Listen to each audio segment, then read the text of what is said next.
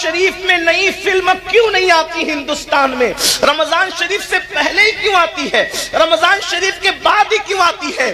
اس لیے کہ ان کی سروے رپورٹ یہ ہے کہ جو بھی فلم ہٹ ہوتی ہے، جو بھی فلم کامیاب ہوتی ہے، وہ صرف مسلمانوں کے دیکھنے سے کامیاب ہوتی ہے۔ یعنی جتنا زیادہ ہندوستان میں مسلمان فلم دیکھتا ہے، اتنا دنیا کا کوئی مذہب کا انسان نہیں دیکھتا۔ ہر مذہب کا آدمی زیادہ سے زیادہ سیٹرڈے یا سنڈے کو فلم دیکھنے جاتا ہے، لیکن یہ مسلمان ہے۔ اللہ اکبر!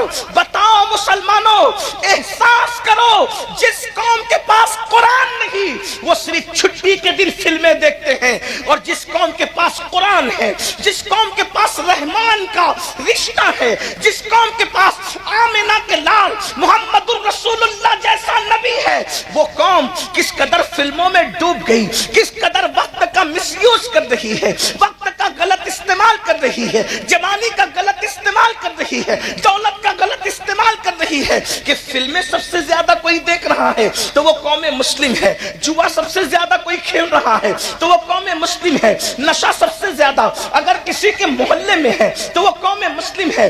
میرے آقا صلی اللہ علیہ وآلہ وسلم کے دیوانوں، انسان کو اللہ جب کوئی نعمت دیتا ہے، انسان کو اللہ جب کوئی طاقت دیتا ہے، انسان کو اللہ تبارک و تعالی جب کسی نعمت سے نوازتا ہے، تو اللہ تبارک و تعالی نعمت دینے کے بعد وہ نعمت دینے والا خدا ایک کنڈیشن رکھتا ہے کہ نعمت پانے کے بعد اگر تم میری نافرمانی نہیں کرو گے، کنڈیشن یہ ہے، نعمت پانے کے بعد اگر تم میری نافرمانی نہیں کرو گے تو میں نعمت میں اضافہ کر دوں گا، نعمت کو بڑھا دوں گا۔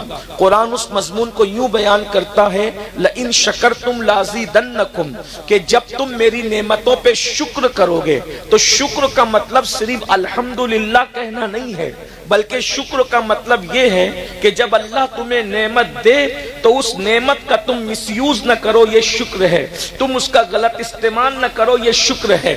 اور اگر انسان نعمت پانے کے بعد جب اس نعمت کا مس یوز کرتا ہے، غلط استعمال کرتا ہے، اللہ کی نافرمانی کرتا ہے، تو پھر اللہ اس نعمت کو بہت دنوں تک تمہارے پاس رہنے نہیں دیتا، بلکہ اللہ اس نعمت کو چھین لیتا ہے۔ نعمتوں میں بہت سی نعمت ہے، میں ایک نعمت کا ذکر کروں، نعمتوں کے اندر بہت بڑی نعمت ہے مال۔ مال اللہ کی عطا ہے، مال اللہ رب العزت کی بہت بڑی عطا ہے۔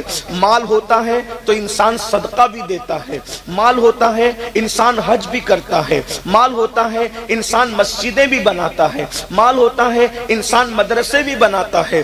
غرض کہ مال بری چیز نہیں ہے۔ کچھ لوگ مال کو برا سمجھتے ہیں، میں سمجھتا ہوں کہ غالباً ان کو مکمل طور پر اسلام کی تعلیمات پر ان کی نظر نہیں ہے، اس لیے وہ مال کو برا سمجھتے ہیں۔ اگر مال برا ہوتا تو عثمان غنی اسی مال سے 2 مرتبہ جنت کیوں خریدتے؟ آپ جانتے ہیں کہ مال، اللہ اکبر، اگر فرعون کے پاس گیا تو اس نے فرعون کو جہنم کا کندن بنا دیا، جہنم کا ایندھن بنا دیا، اللہ اکبر، جہنم کا ایندھن بنا دیا، کندن کیا بنتا، ایندھن بنا دیا۔ نمرود کے پاس گیا، اس کو جہنم کا ایندھن بنا دیا۔ بخت نصر کے پاس گیا، اس کو جہنم کا ایندھن بنا دیا۔ شداد کے پاس گیا، اس کو جہنم کا ایندھن بنا دیا۔ لیکن وہی مال جب سیدنا عثمان غنی کے پاس آتا ہے تو عثمان غنی 2 مرتبہ اسی مال سے جنت خریدتے نظر آتے ہیں۔ اور اللہ کے رسول نے کسی صحابی کو وہ نہیں فرمایا جو سیدنا عثمان غنی کو فرمایا۔ جب سرکار عثمان غنی نے 300 اونٹ مال سے بھر کر جنگ تبوک کے موقع پر چندے کے طور پر اسلام کو پیش کیا تو میرے آقا نے ارشاد فرمایا، آج کے بعد عثمان کچھ بھی کرے اس کو کوئی عمل نقصان نہیں پہنچائے گا، عثمان کچھ بھی کرے اللہ اس کو جنت ہی عطا فرمائے گا۔ اندازہ فرمائے یہ مال کی برکت ہے۔ میرے بھائیوں، مال سے آپ نے جنت خریدی ہے۔ اسی طریقے سے آقا ارشاد فرماتے ہیں، من بنا للہ مسجدا بنا اللہ لہ بیتا فی الجنہ، کہ جو اللہ کے لیے مسجد بناتا ہے اللہ اس کے لیے جنت میں محل بناتا ہے۔ بھائیوں بتاؤ، اگر انسان کے پاس مال نہ ہو تو کیا وہ مسجد بنا سکتا ہے؟ وہ مسجد کی تعمیر کر سکتا ہے؟ نہیں، ہرگز تعمیر نہیں کر سکتا۔ اسی طریقے طریقے سے حج کرنے جاؤ تو ہر قدم پہ نیکی ملتی ہے، حج کرنے والے کے تمام گناہ معاف ہو جاتے ہیں، حج کرنے والا گناہ سے ایسے پاک ہوتا ہے جیسے ابھی اپنی ماں کے پیٹ سے پیدا ہوا۔ بتاؤ کیا بغیر پیسے کے کوئی حج کر سکتا ہے؟ اللہ اکبر۔ اسی پر آپ قیاس کر لیں۔ اور ایک بات اور سن لیں، میرے آقا فرماتے ہیں صدقہ دیا کرو، اس لیے کہ صدقہ بلاؤں کو ٹال دیتا ہے، صدقہ بری موت سے بچا لیتا ہے، صدقہ انسان کو بری موت سے بچاتا ہے۔ جو چاہتا ہے کہ اللہ اس کو بری موت نہ دے اور بری موت سے اس کی حفاظت ہو، تو آقا ارشاد فرماتے ہیں ایک ہاتھ سے صدقہ دو تو دوسرے ہاتھ کو خبر بھی مت ہونے دو، مال نہیں ہوگا تو کیا انسان صدقہ دے گا؟ تو یہ مال بہت بڑی اللہ کی نعمت ہے۔ اسی طریقے سے دوسری نعمت یہ جان اور جوانی جس کو کہتے ہیں، یہ بھی اللہ کی بہت بڑی نعمت ہے۔ اللہ اکبر۔ لیکن اب آئیے میں آپ کے سامنے ان دونوں نعمتوں کا ذکر کرنے کے بعد اب آپ سے پوچھنا چاہتا ہوں، مال سب چاہتے ہیں لیکن اللہ اکبر جب مال آتا ہے تو مال کا مس یوز کیا جاتا ہے، مال کا غلط استعمال کیا جاتا ہے۔ قرآن کہتا ہے ان اللہ اشتری من المؤمنین انفسهم واموالهم بان لهم الجنہ، کہ اللہ نے مومنوں کی جان کو، مومنوں کے مال کو جنت کے بدلے خرید لیا ہے۔ اب آپ سب کی توجہ چاہتا ہوں، پتا چلا ہماری جان ہماری نہیں ہے، ہمارا مال ہمارا نہیں ہے، جان بھی اللہ کی ہے، مال بھی اللہ کا ہے۔ اور اللہ اکبر، آج کل کے مسلمان اللہ اگر مال دیتا ہے تو مال کو اللہ کی راہ میں خرچ کرنے کی بجائے، گھبرائیے گا مت، میں کوئی چندے کی تمہید نہیں باندھ رہا ہوں، میں صرف آپ کے دلوں کی تطہیر کے لیے، آپ کی افکار کے تطہیر کے لیے کچھ پیغام پیش کرنا چاہتا ہوں۔ اللہ اکبر، آج کے مسلمانوں کے پاس جب مال آتا ہے، آج کے مسلمانوں کے پاس جب جوانی آتی ہے تو مال اور جوانی کا مس یوز کتنا ہو رہا ہے۔ اللہ اکبر، آج پوری دنیا کے اندر جتنے جرائم، جتنے پاپ قوم مسلم کر رہی ہے، اتنے جرائم دنیا کی کوئی قوم کرتی نظر نہیں آتی۔ کتنے افسوس کی بات ہے، میں دلیل کے ذریعے سے اس کو ثابت کروں گا۔ اسی ہندوستان میں دیکھ لیں، ہندوستان کے اندر اللہ اکبر رمضان شریف کی کوئی اہمیت کیا دوسری قوموں کے نزدیک ہے؟ ہرگز نہیں۔ رمضان شریف کی اہمیت صرف مسلمانوں کے نزدیک ہے، دوسری قومیں رمضان شریف کا احترام نہیں کرتی، اس کی عزت نہیں کرتی، بہتوں کو تو پتا بھی نہیں کہ رمضان شریف کیا ہے۔ لیکن ایک بات پر ہمیشہ غور کرنا، توجہ کرنا، ایک بات پر ہمیشہ غور کرنا کہ اللہ اکبر جتنی نئی فلمیں آتی ہے، کوئی بھی نئی فلم رمضان شریف کے اندر نہیں آتی ہے، یا تو رمضان شریف سے پہلے آتی ہے یا تو رمضان شریف کے بعد آتی ہے۔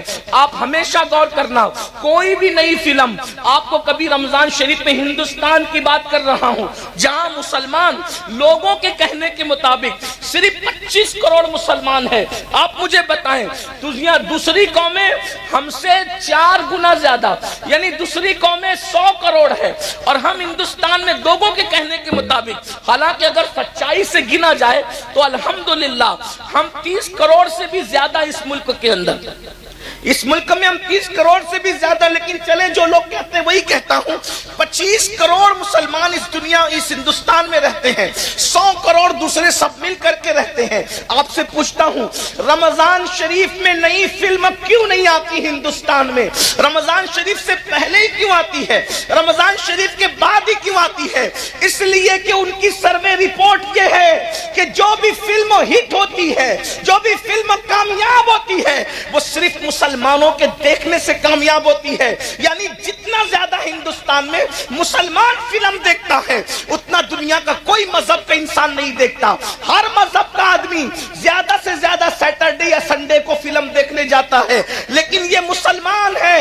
اللہ اکبر، بتاؤ مسلمانوں، احساس کرو جس قوم کے پاس قرآن نہیں وہ صرف چھٹی کے دن فلمیں دیکھتے ہیں، اور جس قوم کے پاس قرآن ہے، جس قوم کے پاس رحمان کا رشتہ ہے، جس قوم کے پاس آمنہ کے لال محمد الرسول اللہ جیسا نبی ہے، وہ قوم کس قدر فلموں میں ڈوب گئی، کس قدر وقت کا مس یوز کر رہی ہے، وقت کا غلط استعمال کر رہی ہے، جوانی کا غلط استعمال کر رہی ہے، دولت کا غلط استعمال کر رہی ہے، کہ فلمیں سب سے زیادہ کوئی دیکھ رہا ہے تو وہ قوم مسلم ہے، جوا سب سے زیادہ کوئی کھیل رہا ہے تو وہ قوم مسلم ہے، نشہ سب سے زیادہ اگر کسی کے محلے میں ہے تو وہ قوم مسلم ہے۔ عورتوں پر اللہ اکبر گندی نگاہ کے حوالے سے جتنے اتنا زیادہ بگاڑ ہمارے معاشرے میں ہے، شاید ہی کسی کے معاشرے میں ہو، مگر سن لو اور اچھی طرح سن لو، آج کل کے نوجوان لڑکے یا دولت مند لوگ یہ سوچتے ہیں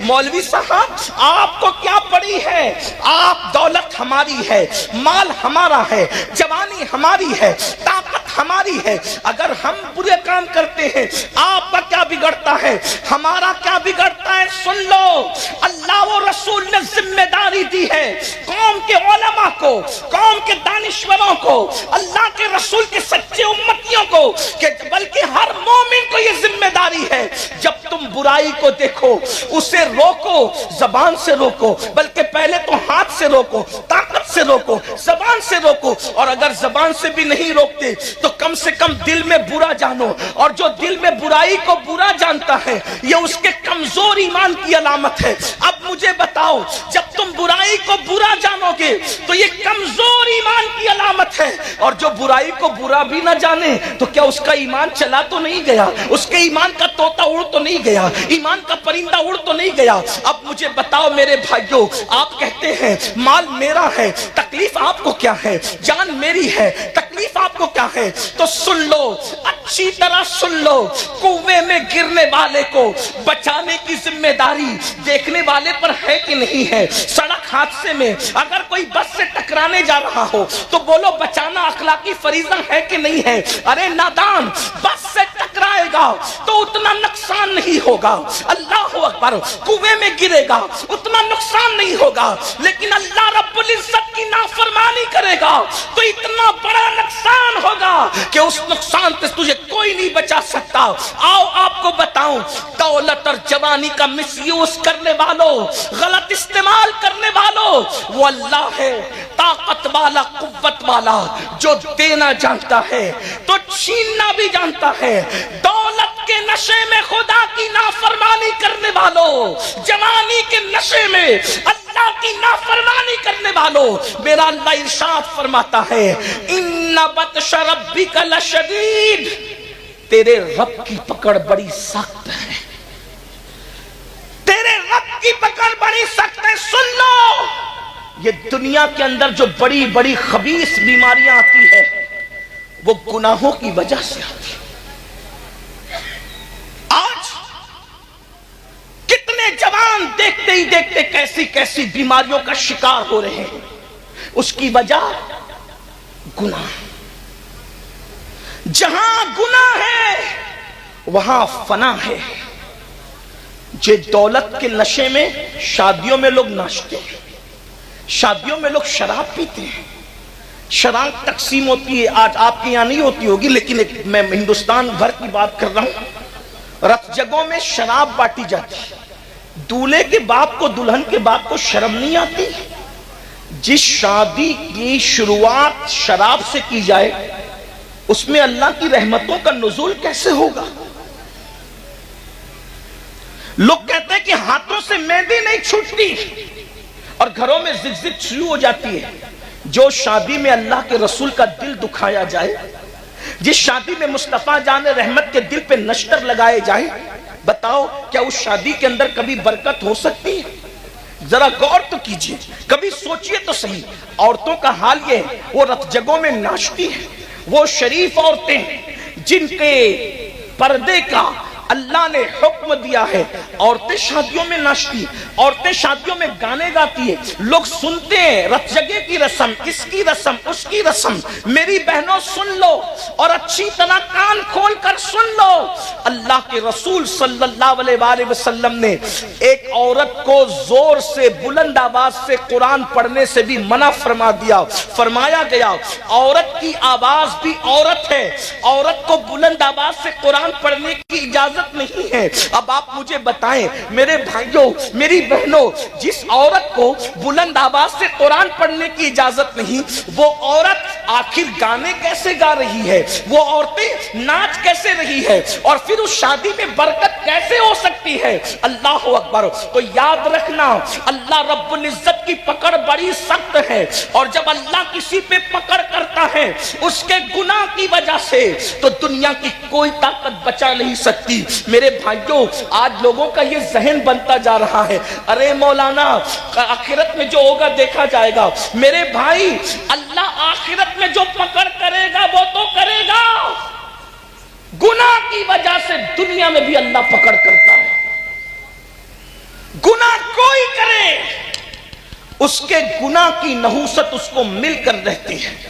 ایک بزرگ فرماتے ہیں جب رات کو مجھ سے کوئی گناہ ہوتا ہے تو صبح اس گناہ کا اثر میرے بچوں میں مجھے نظر آتا ہے، میری سواری میں مجھے نظر آتا ہے۔ لوگوں نے پوچھا وہ کیا؟ کہا رات کو اگر میں گناہ کرتا ہوں تو صبح میری اولاد میری نافرمانی کرتی ہے، صبح میری سواری میری نافرمانی کرتی ہے۔ پتا چلا اولاد غدار یوں ہی نہیں ہوتی، ہر اولاد کو ماں باپ سے پیار ہوتا ہے۔ جب تم اللہ سے غداری کرتے ہو تو اللہ تمہیں صدمے دینے کے لیے بطور عذاب تمہاری اولاد کو تمہارا غدار بنا دیتا ہے۔ ورنہ لوگ آج کتنا پڑھا رہے ہیں، یہ پڑھا رہے ہیں، وہ ڈگری دلا رہے ہیں، لیکن بتاؤ کل کے ان پڑھ بچے، کل کے جاہل بچے ماں باپ کے جتنے وفادار تھے، کیا آج کے پڑھے لکھے بچے اتنے وفادار ہیں؟ لوگ کہتے ہیں بچے پڑھے لکھے نہیں ہیں اس لیے بے وفا ہیں۔ میں نے کہا 50 سال پہلے اتنی بڑی ڈگریاں تھی نہیں مسلمانوں کے پاس بظاہر، پھر بھی بچے وفادار تھے۔ وجہ کیا تھی؟ ان کے ماں باپ خدا کے وفادار تھے، اللہ نے اولاد کو ان کا وفادار بنا دیا تھا۔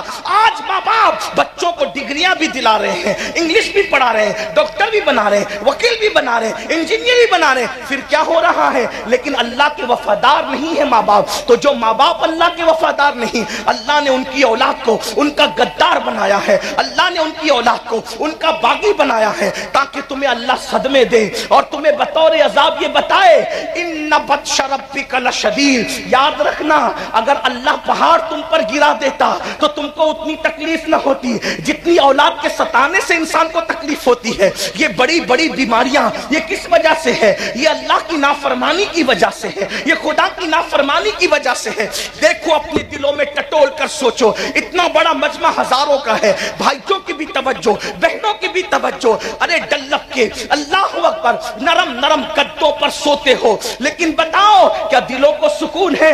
ارے لوگوں کو ٹاٹ پر سکون کی نیند آتی تھی، لوگوں کو گرڑی پر سکون کی نیند آتی تھی، لیکن تمہیں اتنے ایک ایک ہاتھ دو ہاتھ انچ گدوں پہ نیند کیوں نہیں آ رہی ہے؟ کروٹیں بدل رہے ہیں، دل بے چین ہے، دل بے قرار ہے، نیند کی گولیاں کھا رہے ہیں، لیکن سکون کی نیند کیوں نہیں آتی؟ وجہ یہ ہے کہ راتوں کو اللہ کی نافرمانی کرنے والوں، نرم نرم گدوں پہ لیٹ کر سیریل دیکھنے والوں، نرم نرم گدوں پہ لیٹ کر فلمیں دیکھنے والوں، نرم نرم گدوں پہ لیٹ کر زنا کے مناظر دیکھنے والوں، نرم نرم گدوں پہ لیٹ کر گانے سننے والوں، بتاؤ جب تم اللہ کی نافرمانی کرو گے تو تمہیں سکون کی نیند کیسے آئے گی؟ اچھی طرح یاد رکھنا، جو لوگ اللہ کی فرما برداری کرتے ہیں ان لوگوں کو تو گرم ریت پر بھی نیند آ جاتی ہے۔ لوگ سوچتے ہیں یہ گرم ریت پر نیند آنا تو بڑا مبالغہ ہے، میں نے کہا نہیں، یہ حقیقت ہے۔ کیا تمہیں نہیں پتا ایک مرتبہ روم کا ایلچی سیدنا فاروق اعظم کے پاس ایک خط لے کر کے آتا ہے، اور جب خط لے کر کے آتا ہے تو سیدنا فاروق اعظم کو ڈھونڈتا ہے، لوگوں سے پوچھتا ہے اے مسلمانوں تمہارے امیر کا محل کہاں ہے؟ تمہارے امیر کا محل کہاں ہے؟ مسلمان کہتے ہیں جو ہمارا امیر ہے وہ محلوں میں نہیں رہتا، جیسے جھوپڑوں میں ہم رہتے ہیں ویسی مٹی کے جھوپڑے میں وہ بھی رہتا ہے۔ تو کہاں وہ ملے گا؟ کہاں کا اتفاق سے ابھی گھر میں بھی نہیں ہوگا ہمارا امیر، وہ اپنی بکریوں کو لے کر اپنے اونٹوں کو لے کر جنگل میں گیا ہے اور وہ بکریاں چرا رہا ہوگا۔ وہ کہاں ہوگا؟ وہ فلاں جنگل میں ہوگا۔ اندازہ فرمائے میری قوم کے جوانوں، نرم نرم گدوں پہ سسکیاں لینے والوں، کاروبار کے لیے تڑپنے والوں، بزرگوں سے تعویذ کا مطالبہ کر کے اپنی تقدیر کو سنوارنے کی کوشش کرنے والوں، بڑی معذرت کے ساتھ کسی ولی کا تعویذ ہماری قسمت کو سدھار نہیں سکتا جب تک ہم اللہ کی نافرمانی کرتے رہیں گے، جب تک ہم پاپ کرتے رہیں گے، جب تک ہم जराइम करते रहेंगे। अरे नेकों की दुआ से अल्लाह उनका हिस्सा उठा लेता है जो नमाजों में गफलत करते हैं, जो नमाजों में सुस्ती करते हैं। खुदा के लिए बेदार हो जाओ। अपने मसाइल का हल किसी इंसान के दरवाजे पर नहीं है। हमारे मसाइल का हल कल भी अल्लाह के दर पे था, आज भी अल्लाह के दर पे है, क़यामत तक अल्लाह के दर पे रहेगा। उसकी चौखट से वाबस्ता हो जाओ। कब तक गद्दारी करोगे, कब तक बेवफाई करोगे, कब तक नाफरमानी करोगे? सुनो सुनो, रोम का एलची जब उसको पता चलता है कि मुसलमानों का अमीर 3 बर्रे आज़मों पर बिला शिरकते गैरे हुकूमत करने वाला उमर इब्न खत्ताब जंगल बकरियां लेकर गए बकरियां चराने के लिए, तो वो जंगल पहुंचा। जंगल में गया तो एक मंजर देखा। ये मंजर क्या था? देख, खुले आसमान के नीचे एक दरख्त है और उस दरख्त के नीचे मुसलमानों का अमीर 3 बर्रे आज़मों पे हुकूमत करने वाला अपने हाथ का तकिया बनाकर रेत पे सो रहा है, रेत पे सो रहा है। उसने देखा, उसको हैरत हुई कि मेरे बादशाह लोग नरम नरम गद्दों पर महलों में बॉडीगार्ड के पहरों में सुकून से सो नहीं पाते, ये अकेले चैन से सो रहा है। उसको यूं लगा अगर मैं इसका किस्सा तमाम कर दूं तो मुझे कितना इनाम मिलेगा। जैसे ही ये सोचा, फारूक आजम ने करवट ली, बारोब चेहरा आंखों के सामने आया, लरस गया, आंखें खोल के पूछी क्या बात है? उसने कहा रोम का एलची हूं, खत लाया हूं, लेकिन इससे पहले एक बात पूछता हूं, हमारे आकाओं को तो नरम गद्दों पे नींद नहीं आती, आप इतनी सुकून से रेत पे कैसे सो रहे हैं? फारूक आजम का जुमला था, जो जुल्म नहीं करता उस पर कभी जुल्म नहीं किया जाता। और गुनाह से बड़ा कोई जुल्म है ही नहीं। सबसे बड़ा जुल्म गुनाह है, गुनाह से बड़ा कोई जुल्म नहीं है।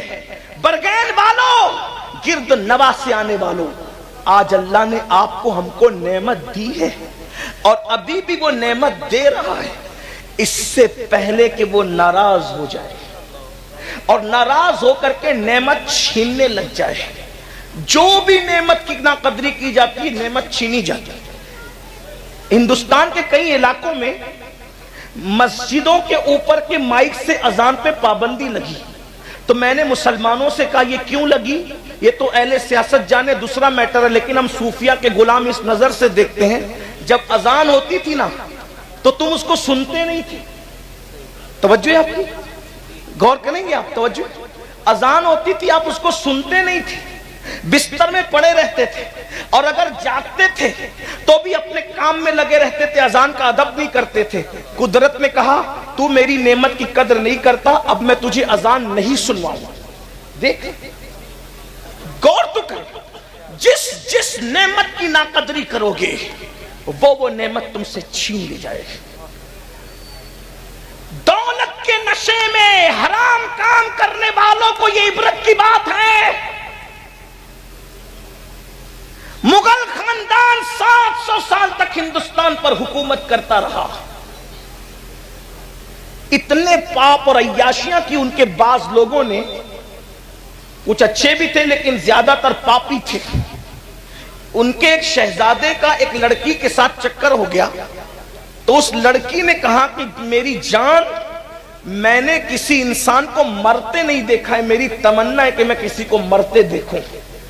उसने फौरन एक बंदे पर तीर चला दिया, कहा कि लो मरते हुए देख लो। इस तरह बेगुनाहों की उन लोगों के बाज लोगों ने जाने ली। फिर क्या हुआ? उन मुगल खानदान के बादशाहों के ठाट बाट का आलम यह था कि ताजमहल के अंदर जब नाश्ता किया जाता था तो 200 डिशें नाश्ते में लगाई जाती थी। मुजरे होते थे, औरतों को नचाया जाता था, लड़कियों को नचाया जाता था, आधे आधे लिबास पहना करके, और शराब का दौर चलता। कौन लोग करते थे मैं उनका नाम नहीं लूंगा, लेकिन इतना जरूर है कि कुछ अच्छे भी थे, कुछ बुरे भी थे। जब कुदरत ने उनकी पकड़ की, इन्ना बत्शा रब्बिका लशदीद, जब कुदरत ने उनकी पकड़, वो बादशाह थे, अपनी चंद दुकानों पर और चंद प्रॉपर्टियों पर गुरूर और घमंड करके शादियों के मौके पे अल्लाह की नाफरमानी करने वालों, خوشیوں کے موقع پہ اللہ کی نافرمانی کرنے والوں کان کھول کے سن لو، اس سے پہلے کہ دولت کو زوال آئے، اس سے پہلے کہ عزت کو زوال آئے، اس سے پہلے کہ اللہ اکبر قدرت اپنی نعمتوں کو چھین لے، ذرا غور سے سن، مغلوں کا حال یہ تھا کہ 200 ڈشیں، اچھا کوئی بات، آواز نہیں جا رہی، مائک ہاتھ میں لیتے ہیں، درود شریف پڑھ لیں، بلند آواز سے پڑھ لیں درود شریف، زیادہ دیر آپ کو نہیں سنانا ہے، تھوڑی سی بلند آواز سے پڑھ لیں درود شریف۔ اللہ رب محمد صلی اللہ علیہ وسلم نحن عباد محمد صلی اللہ علیہ وسلم صلاۃ و سلام علیک یا جد الحسن والحسین وعلی آلک و اصحابک یا جد الغوث الثقلین۔ جب ان کو زوال آیا، وہ 200 ڈشوں کے ناشتے کرنے والے بادشاہوں کی نسل کو جب زوال آیا تو حال یہ تھا، ان کا آخری بادشاہ جس کو دنیا بہادر شاہ ظفر کہتی ہے، حالانکہ بہادر شاہ شرابی تھا، میں یہ نہیں کہہ رہا ہوں، وہ عیاش تھا یہ نہیں کہہ رہا ہوں، لیکن کہہ رہا ہوں باپ داداؤں کے کیے ہوئے جرائم اولاد کو بھگتنے پڑتے ہیں، باپ داداؤں کے کیے ہوئے گناہوں کی سزا اولاد بھگتتی ہے، اور باپ داداؤں کی اچھائیوں کی برکتیں بھی اولاد کو مل کر کے رہتی ہے۔ ذرا توجہ کرنا۔